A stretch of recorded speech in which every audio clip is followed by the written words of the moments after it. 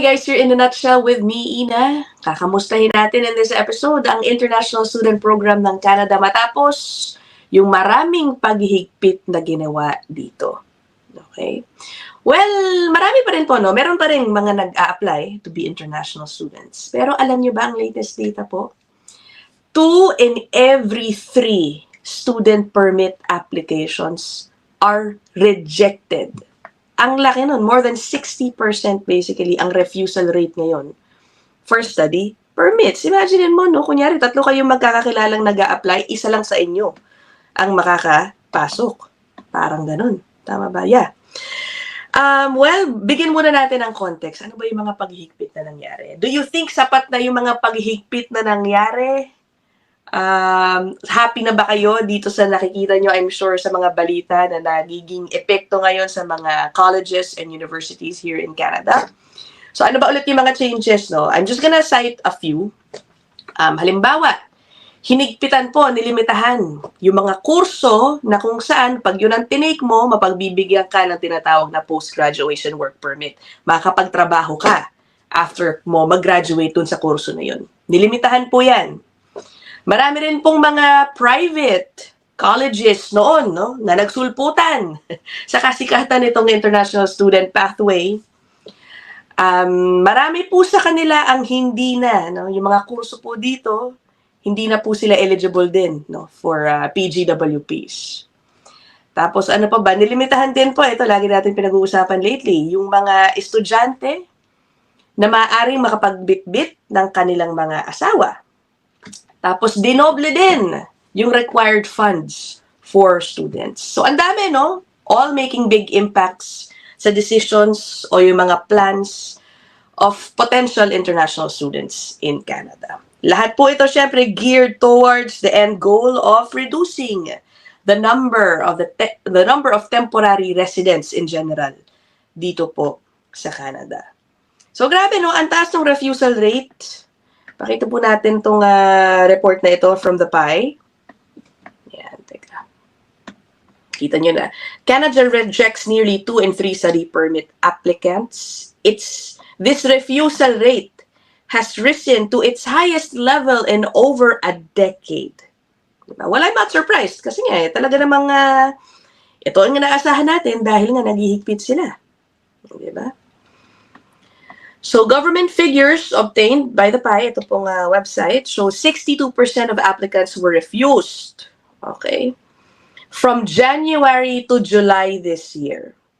With record high volumes, raising urgent questions about transparency and application readiness. Ibig sabihin, no? Kumbaga, para daw sa IRCC, hindi transparent ang ilang o marami sa mga applicants tungkol sa totoo nilang intensyon sa pagpasok bilang international student. Sabi dito, while reviewers at IRCC understand that some future students hope to gain work experience in Canada after graduation, the extensive use of this reason last year suggests that many are perceived as having permanent residency as their primary purpose instead of study. Okay, of course, we all know this. Ito po talaga isa sa mga biggest issues thrown at the International Student Program. Diba? Many Canadians are saying it has been used as a backdoor entry to Canada. Hindi naman talaga mga tunay na estudyante yan. I mean, of course, technically, estudyante sila pagdating dito, pero ang end goal nila ay maging PR. Diba? Yan po talaga ang naging sales pitch ng marami sa mga gustong magpunta sa Canada. You can do the International Student Pathway. Basta do it right, and you may. Actually, yung iba nga no? Wrongly guaranteed permanent residency when you can never guarantee PR. Okay? Anyway, but alam mo, huwag na natin pagdebatehan to dahil lumang issue na rin in a way, no?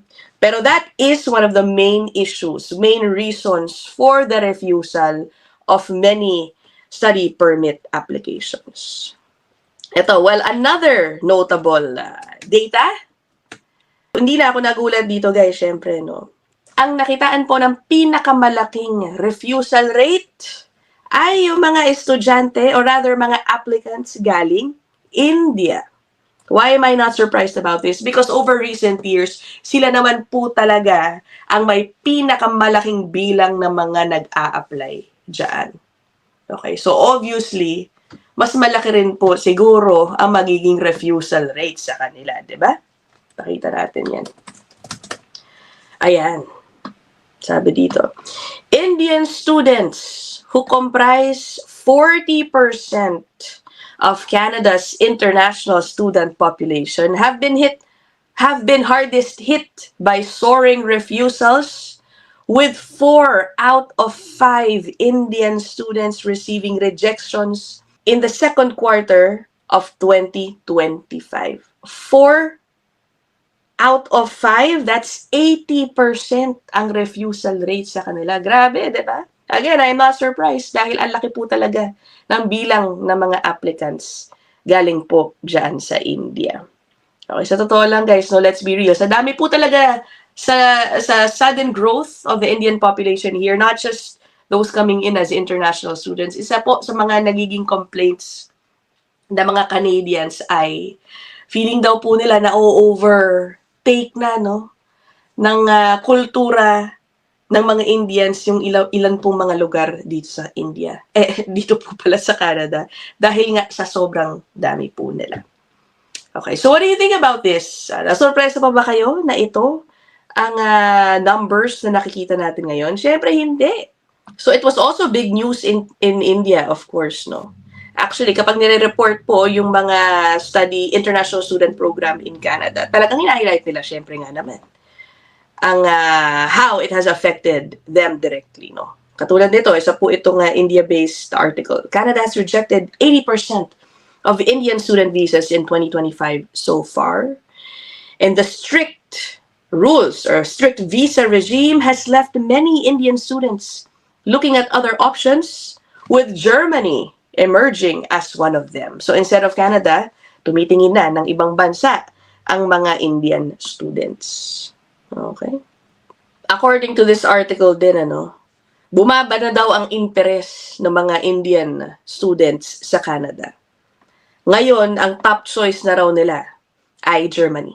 Okay? Ngayon, puntahan po natin yung latest data from IRCC.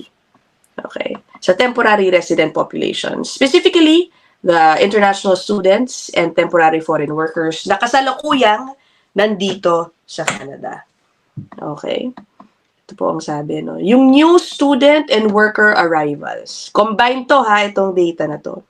Ang sabi po, from January and July 2025, compared to the same period in 2024, there are more than 235,000 fewer arrivals compared to last year. Okay, so continuous pa rin. May dumadating, pero in smaller numbers, and in total, for the first 7 months of the year, there are 235,070 fewer arrivals. Okay, nakikita niyo tong chart na to, Ang 2025, ito po yung umpisa. Itong may highlight ako. Tapos go moving to the right. So, maliit, no? Yung pink po dyan, yung international student. Yung blue, yung upper half. Yan po yung temporary foreign workers. Compared to the previous years, so mababa. Okay, bumaba. Let's focus on the international students. Ayan. Ito naman ayan, okay. Ito naman. Sabi po, from January to July 2025, there are 98,070 fewer students accepted. Okay. Kung titignan nyo itong chart na ito, ang laki na nung binaba, no? Itong chart na nasa kanan.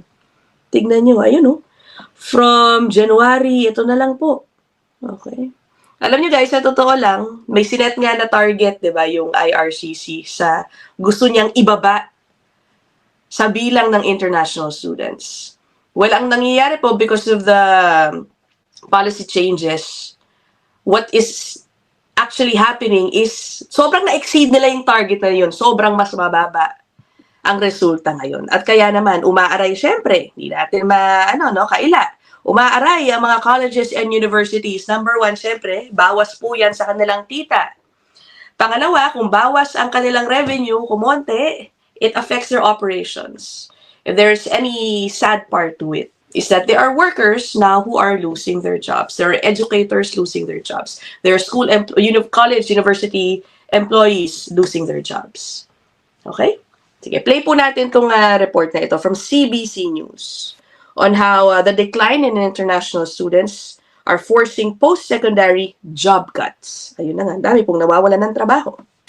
Universities and colleges across the province are sounding the alarm as they deal with declining international student enrollment.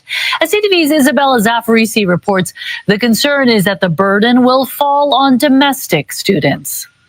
Post-secondary institutions are getting ready to welcome a new slate of students. But things will look a lot different this fall as colleges confront the consequences of budget cuts. In general, it's the worst it's ever been. Schools, including Vancouver Community College, are reeling from the fallout of the federal government's cap on international students. We've been trying to squawk and squeak about this for 2 years, and we get very little response. Just this year, VCC has had 3 rounds of layoffs. Dozens of faculty and administrative roles have been slashed at Langara, SFU, and Kwantlen. We're going to see less connections with the community, less connections with industry, less partnerships, less money flowing into the institution, and less ability really to deliver the quality of education that we know that post-secondary in British Columbia should be providing. At Kwantlen, international students pay nearly 4 times what domestic students pay. And so every international student that doesn't come into the institution means there's less spots for Canadian students. It's not only jobs, entire programs no longer exist. Students are paying more and getting less. So what I mean by that is there are fewer course options. Their students are having delayed graduations. So, ayun guys, isang tanong ko dito, bakit hindi po ba ponduhan ng husto, no? Ng mga probinsya, itong mga itong mga colleges and universities, diba? I think, matagal na po ako nakakita ng mga articles na yan, na isa po dahilan, kaya nag-rely din in a way, no, itong colleges and universities sa tuition ng mga international students who they charge times 3, times 4 ng domestic rate, ay dahil hindi nga daw po sila nabibigyan ng sapat na pondo. I don't know, I'm not sure if along with the policy changes na nangyayari, na alam ng gobyerno, ng federal government na magresulta ito sa lesser revenues, sa reduced revenues, sana, they make up for it by adding the much needed capital, operational funds for these colleges. But I don't know, wala po akong report na nakita pa recently tungkol dyan. Okay, now before I close, I know most of the reports na pinapakita ko sa inyo, sinasabi na ko, parang ang lumalabas, hindi na kasing attractive, kumbaga, for international students ang Canada. Kaya ako na-surpresa nung nakita ko itong interesting article from the Toronto Star. Sabi ko, talaga ba? This was just from a few days ago. Ang sinasabi, nag-rebound raw yung Canada as a top choice for international students. A new survey. According to a new survey na Apply Board. Yung Apply Board po, regularly po yan. Nagpapa-survey sa mga, kumbaga, miyembro nito sa organization na to na usually international students from, all over the world. O yung mga potential international students from all over the world. Ang sabi po dito sa article na to, bumaba na nga kasi yung interest daw ng international students sa Canada over the past year because of the restrictions that are happening. Pero according to the latest survey, biglang nag-rebound. So according to sa latest survey nitong Apply Board, 4th place ang Canada in the last survey. Okay, nung spring.